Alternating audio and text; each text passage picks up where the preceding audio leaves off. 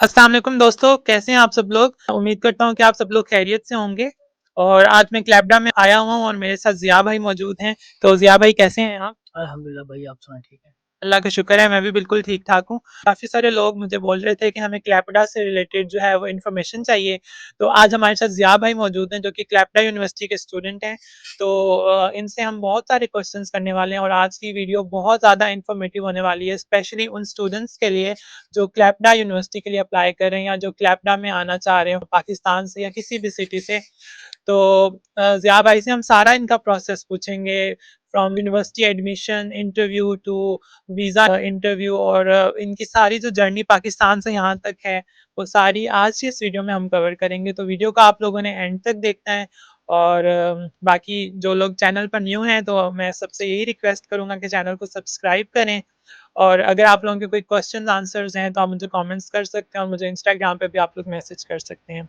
तो ज़िया भाई, सबसे पहले तो बहुत शुक्रिया, आपके पास हम लोग आए, आपने काफ़ी हमारी खिदमत की और बहुत अच्छा लगा आपसे मिलके।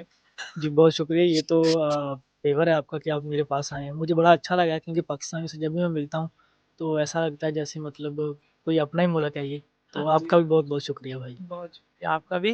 तो भाई मुझे ये बताइए कि आपने आपकी डिग्री का क्या नाम है और आपकी एजुकेशन क्या है पाकिस्तान? पाकिस्तान में मैंने 23 में की थी इंटरमीडिएट, में? जिसमें मैंने 82% मार्क्स लिए थे और उसके बाद मैंने यूनिवर्सिटीज़ शॉर्टलिस्ट करना शुरू कर दी। तो क्लाइपेडा यूनिवर्सिटी मुझे कोर्स अच्छे लगे इसके, तो मैंने इसमें अप्लाई किया बैचलर्स इन पब्लिक हेल्थ, जो कि पब्लिक हेल्थ। यस, सही। जो कि 3 साल का कोर्स है। तो अच्छा। ये है मेरा। अच्छा, आपका 3 साल का कोर्स है और बैचलर्स के लिए आप आए हैं, तो जी। प्रोग्राम की फीस कितनी? प्रोग्राम की फ़ीस तकरीबन 4108 यूरो है 1 साल की। अच्छा भाई, अगर मैं आपसे पूछूं कि आपका टोटल एक्सपेंस कितना हुआ है पाकिस्तान से यहाँ तक आने में, ये फीस इंक्लूड करते हुए, तो आप बता सकते हैं रफली कितना हुआ होगा? पाकिस्तान से तकरीबन बहुत सारे कंसल्टेंट्स जो है वो बच्चों को ट्रैप करते हैं कि आप 22-23 लाख में पहुंच जाओगे, लेकिन ये चीज़ बिल्कुल झूठ है। अभी तक जो मेरा एक्सपेंस हो चुका है पाकिस्तान से वो 30 क्रॉस हो गया है। 30 क्रॉस हो चुका है। हाँ जी, 30। और आपने प्रोसेस खुद किया है किसी कंसल्टेंट के थ्रू कराया है? मैंने तकरीबन तकरीबन खुद ही किया है। तकरीबन खुद ही किया है। हुँ, तो मतलब कंसल्टेंट की भी हेल्प ली, उसे भी पे किया? कंसल्टेंट की हेल्प ली बिल्कुल। अच्छा, अच्छा। हुँ। लेकिन मैं आप लोगों को यहाँ पे यही कहना चाहूँगा कि कंसल्टेंट से बेहतर है कि आप लोग खुद ही प्रोसेस अपना करें, क्योंकि इतना कोई मुश्किल प्रोसेस है नहीं ये। मतलब ये है कि आपको प्रॉपर एक गाइडेंस चाहिए और I am providing you all such videos, आप जाकर देख सकते हैं यूट्यूब पे। जैसे कि ये भाई भी कहते हैं कि इन्होंने भी काफ़ी हेल्प ली। बिल्कुल सही बात है। जब मैंने अपना माइग्रेस फ़िल करना था तो मुझे नहीं पता था कि कैसे करते हैं।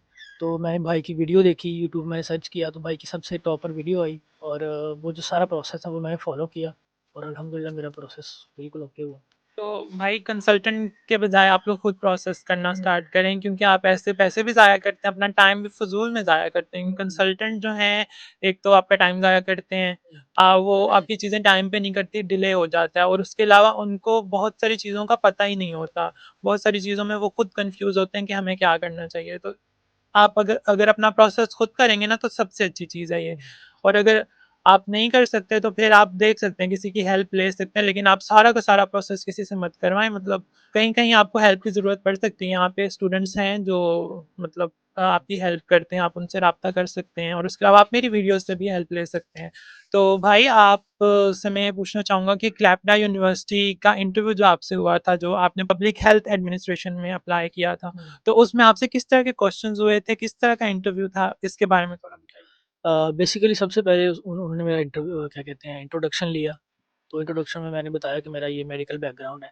उसके बाद उन्होंने कहा कि आप इस कोर्स में क्यों अप्लाई कर रहे हैं? हुँ, हुँ। मैंने कहा कि मैं जैसे कि मेरा जो कोर्स है वो बायोलॉजी है और ये इससे अलाइन करता है और मैं पाकिस्तान में क्या कहते हैं हेल्थ को इम्प्रूव करने के लिए ना एक क्या कह रहे हैं एक्सपीरियंस गेन करना चाह रहा हूँ। हुँ, तो ये इसलिए मैंने किया। हुँ, हुँ, तो इस तरह क्वेश्चन था कि व्हाई आपने क्यों चूज़ किया? क्लाइपेडा यूनिवर्सिटी को ही क्यों चूज़ किया? मैंने बताया कि इसकी जो क्या कहते हैं एडमिनिस्ट्रेशन है, इसका जो स्टाफ है, टीचर्स वो बड़े एक्सपीरियंस है, वो बड़े रिनाउड है और बहुत अच्छी यूनिवर्सिटी से वो पढ़े हुए हैं। तो वो जब मैं उनसे पढ़ूँगा तो मुझे मतलब उनका एक्सपीरियंस मिलेगा, ठीक है? वो बताएँगे कि आप इस तरह मतलब अपना कंटिन्यू कर सकते हैं आगे। तो ये मुझे मैंने उनको जब सैटिस्फाई किया तब तो उन्होंने फिर कहा कि ठीक है आप उन्होंने विदिन 1 डे मुझे रिस्पॉन्स दे दिया था कि आपका हो गया एडमिशन। एडमिशन हो गया है। हुँ।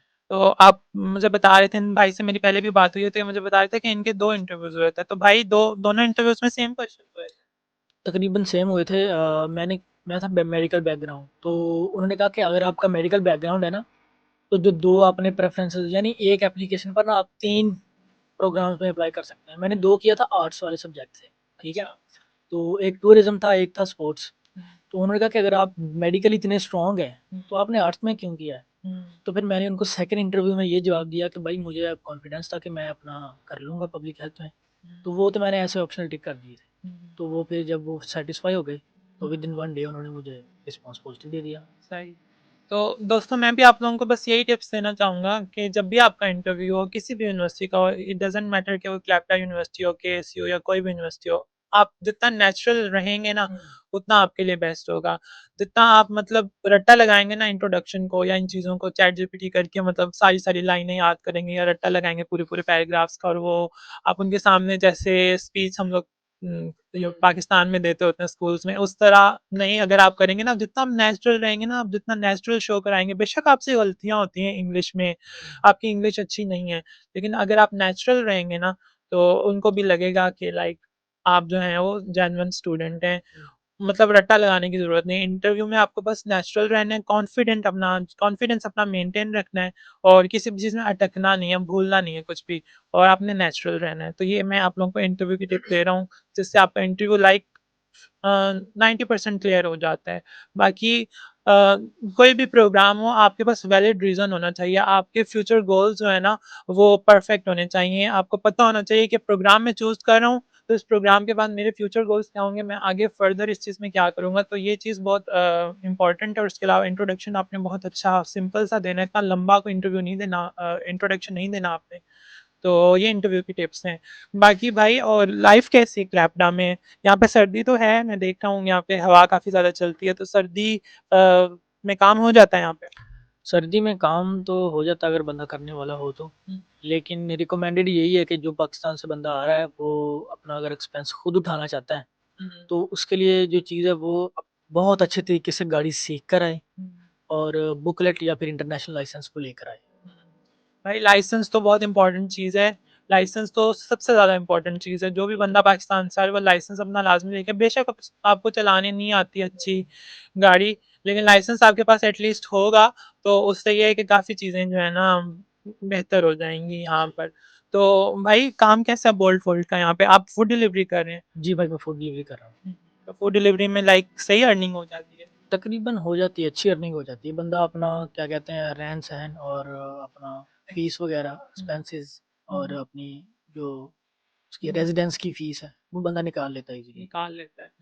तो भाई अभी आप मतलब मैनुअल साइकिल पे काम कर रहे हैं? जी भाई, मैं मैनुअल पे काम मैनुअल साइकिल पर मेरे ख्याल से यहाँ पे काम करना ईज़ी है, क्योंकि यहाँ पे वो विलियर्स की तरह ऊपर-नीचे सड़कें नहीं है, यहाँ पे सीधी-सीधी सड़कें हैं। ऐसा तो ही है, बिल्कुल ऐसा ही है। हाँ, और यहाँ पे सड़कें भी मैंने देखा है काफ़ी खुली-खुली हैं, तो साइकिल्स के अलग-अलग ट्रैक्स हैं, और मैंने काफ़ी लड़कों को देखा है जो मैनुअल साइकिल पर यहाँ पर काम कर रहे हैं, और मैनुअल साइकिल की कोई इतनी प्राइस नहीं है यहाँ पर। मैनुअल साइकिल अगर आप बाय करते हैं तो 50-60 यूरो की आ जाती है।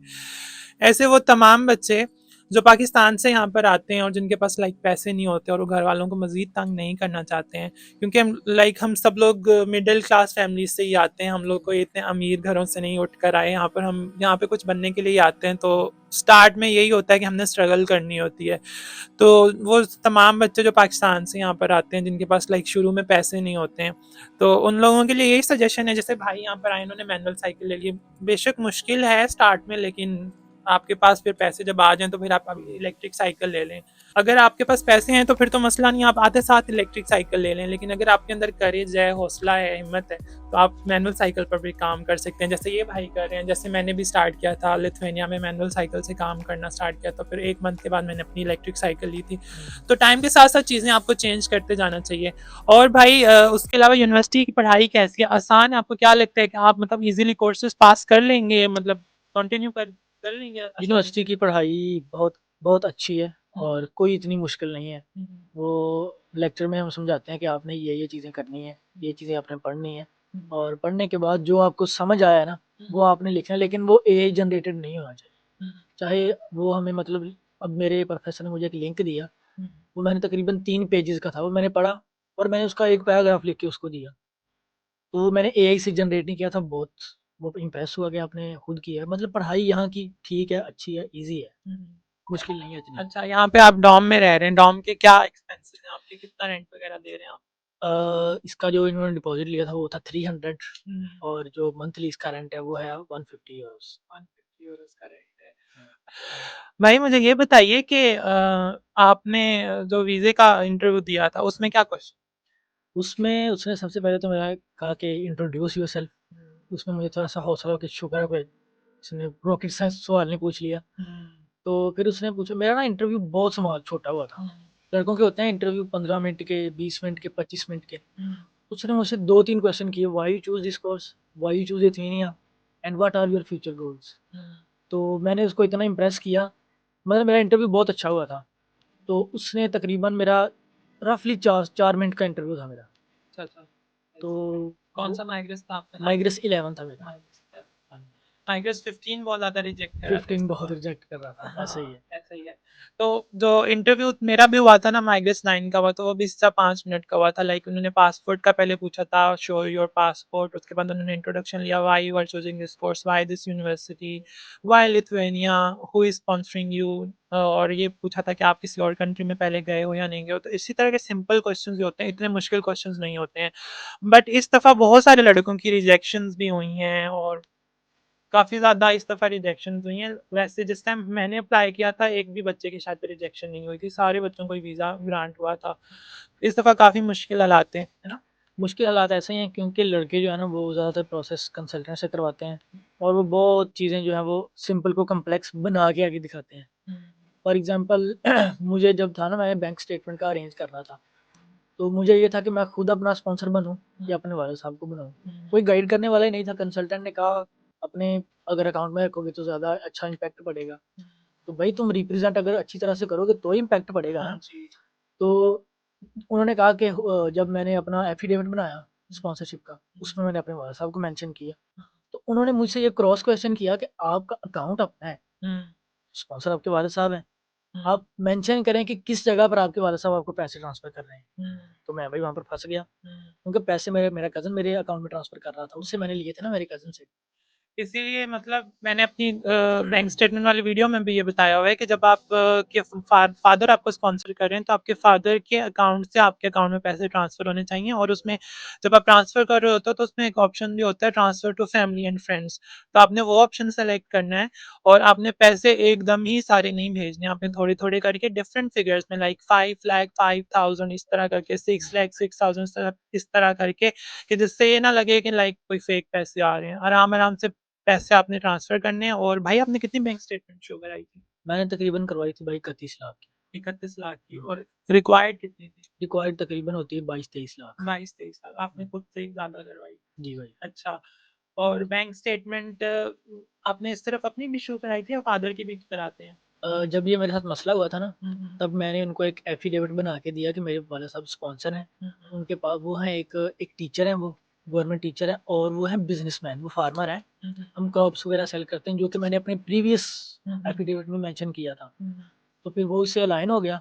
तो मैंने कहा कि जब वो बिज़नेस करते हैं ना, ज़्यादातर जो अमाउंट है वो इनको कैश में मिलती है।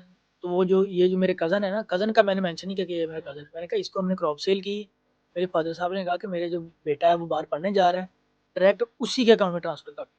तो उसने ट्रांसफ़र की। तो सिंपल सा मैंने बिल्कुल सिंपल सा डॉक्यूमेंट बना के उनको दिया, बैंक स्टेटमेंट पर मेंशन किया कि ये हम सेलर हैं और ये परचेज़र है। ठीक है।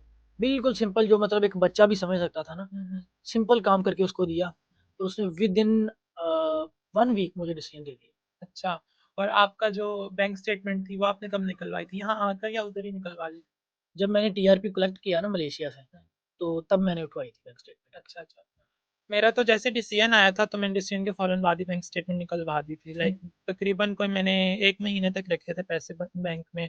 तो इन्होंने मतलब थोड़ा ज़्यादा टाइम लिया क्योंकि रिस्क नहीं लेना चाहिए टीआरपी कलेक्ट करके, तो फिर इन्होंने उसके अलावा जो ये बता रहे हैं ना मतलब क्रॉप्स वगैरह का या बिज़नेस वगैरह का, तो लोग ये भी सवाल करते हैं कि हमें ना मतलब कोई प्रूफ तो लगाना चाहिए या नहीं लगाना चाहिए। तो प्रूफ की कोई ज़रूरत नहीं है मतलब लगाने की, जस्ट एक एफिडेविट फाइनेंशियल सपोर्ट का मतलब एनफ है।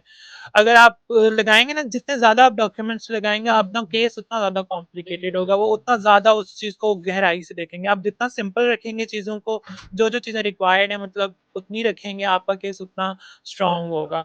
बाकी हर चीज़ आपने ना अपनी मतलब सही रखनी है। अपना आपका जो बैंक का अकाउंट है वो जहाँ का आपका आईडी कार्ड पे एड्रेस लिखा हुआ है आपका वहाँ का बैंक अकाउंट होगा, तो वो एक अच्छी चीज़ है। ये कंपल्सरी नहीं है, मतलब ये एक अच्छी बात है कि आपका अकाउंट भी वहाँ का हो जहाँ का आपका आईडी कार्ड है, और आईडी कार्ड पे जो एड्रेस लिखा हुआ है बैंक के अकाउंट के एड्रेस में भी वही एड्रेस आ रहा है। और ये सारी चीज़ें ना मतलब आप जब अच्छे तरीके से करेंगे, जेन्युइन करेंगे, कोई भी चीज़ आप जब फेक नहीं प्रोवाइड करेंगे ना, तो आपका केस बहुत अच्छी तरह होगा और रिजेक्शन के चांसेस नहीं होंगे।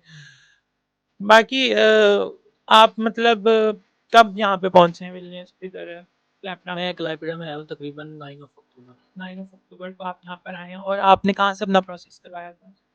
मैंने प्रोसेस अपना तकरीबन सारा प्रोसेस खुद ही किया है। नहीं मतलब आपने किस वीएफएस के थ्रू करवाया? वीएफएस मलेशिया से। VFS Malaysia. अपॉइंटमेंट का इशू हुआ था? अपॉइंटमेंट का इशू हुआ था। हुआ था। अपॉइंटमेंट के काफ़ी इश्यूज हो रहे थे, लेकिन अब अपॉइंटमेंट के इश्यूज भी जो है वो काफ़ी रिजॉल्व हो गए, क्योंकि अब जब आप माइग्रेस फिल करते हो तो उसी में आपको अपॉइंटमेंट का ऑप्शन मिल जाता है। तो काफ़ी चीज़ें आसान होती जा रही हैं, काफ़ी चीज़ें सिंपल होती जा रही हैं, लेकिन ये है कि आपने थोड़ा सा ध्यान लगा के करनी है चीज़ें, चीज़ों को खुद से कॉम्प्लिकेट नहीं करना। तो बाकी भाई आपका कैसा एक्सपीरियंस रहा है जितने महीने आप यहाँ पर रहे हैं? एक्सपीरियंस यार मेरा अभी तक अच्छा जा रहा है। अल्हम्दुलिल्लाह, अल्लाह ताला आसानियाँ करेगा। जब आप नए-नए इधर आते हैं तो आपको हर चीज़ खुद करनी पड़ती है, ठीक है? कोई आपका साथ देने वाला नहीं होता, तो वो थोड़ी-सी बंदे को परेशानी होती है कि यार ये भी मैंने करना है, ये भी करना है, लेकिन हो जाता है आस्ता-आस्ता। बिल्कुल ऐसा ही है। जब मैं भी आया था तो बिल्कुल अकेला था, यहाँ पर कोई बंदा जानने वाला नहीं था। मतलब मैं जब प्रोसेस भी किया था, मैं बाकू भी गया था, वहाँ भी मैंने किसी से कोई इतनी ज़्यादा बातचीत नहीं की हुई थी, और प्रोसेस भी मैं क्योंकि खुद कर रहा था तो मेरे को इतने ज़्यादा जानने वाले नहीं थे। लेकिन अब अल्हम्दुलिल्लाह इतने माशाल्लाह जानने वाले हैं। ये भाई जैसे यहाँ पे मैं आया हूँ तो इन भाई से मुलाकात हुई है। मतलब चलते फिरते लोग मिलते हैं अल्हम्दुलिल्लाह। अल्लाह ताला ने इतनी माशाल्लाह इज्जत दी है कि लोग बहुत ज़्यादा अच्छे लफ्ज़ों में याद करते हैं, लोग बहुत ज़्यादा दुआएँ देते हैं कि भाई आपने हमारी बहुत हेल्प की है। तो आप लोग भी ना लाइक इसी तरह अपने पाकिस्तानी भाइयों की हेल्प करना सीखें, दूसरों के लिए आसानियाँ पैदा करना सीखें। जब आप लोगों के लिए आसानियाँ पैदा करेंगे, अल्लाह ताला आपके रास्ते बिल्कुल आसान कर देगा, और इसी तरह अल्लाह ताला आपको इज़्ज़त भी देगा, शोहरत भी देगा। बाकी चीज़ें मुश्किल होती हैं, स्टार्ट में जब आप आते हो बहुत ज़्यादा मुश्किलात फेस करनी पड़ती हैं, लेकिन इंसान मुश्किलात से ही सीखता है, इंसान जो है मुश्किलात से ही आगे बढ़ता है। और बस आप मतलब अपना अल्लाह के साथ रिलेशन अच्छा रखें, नमाज़ वगैरह पढ़ें, अपने काम से काम रखें जितना हो सके, और जो आपके फ्यूचर गोल्स हैं उन पर आप जितना काम करेंगे इंशाल्लाह आप बहुत ज़्यादा कामयाब होंगे। बाकी भाई जितने भी मेरे क्वेश्चंस थे मैंने आपसे कर लिए, और मैं इसके अलावा मेरे ज़हन में मज़ीद कोई क्वेश्चंस नहीं है। तो बाकी बहुत अच्छा लगा आपसे मिलकर।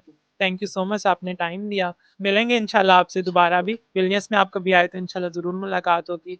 बाकी आप सब लोग अपना ख़्याल रखिए, और अपने से ज़्यादा दूसरे लोगों का ख़्याल रखिए। इंशाल्लाह आप लोगों से आने वाली वीडियोज़ में मज़ीद मुलाकात होगी, मज़ीद अच्छी-अच्छी बातें होंगी। अगर आप लोगों को कोई टॉपिक किसी टॉपिक पे आप चाहते हैं कि मैं वीडियो बनाऊँ, आप लोगों को कोई मज़ीद गाइडेंस चाहिए किसी चीज़ में, तो आप लोग मुझे मैसेज कर सकते हैं, कमेंट कर सकते हैं। इंशाल्लाह मैं आप लोगों की जितनी हो सकेगा हेल्प करूँगा।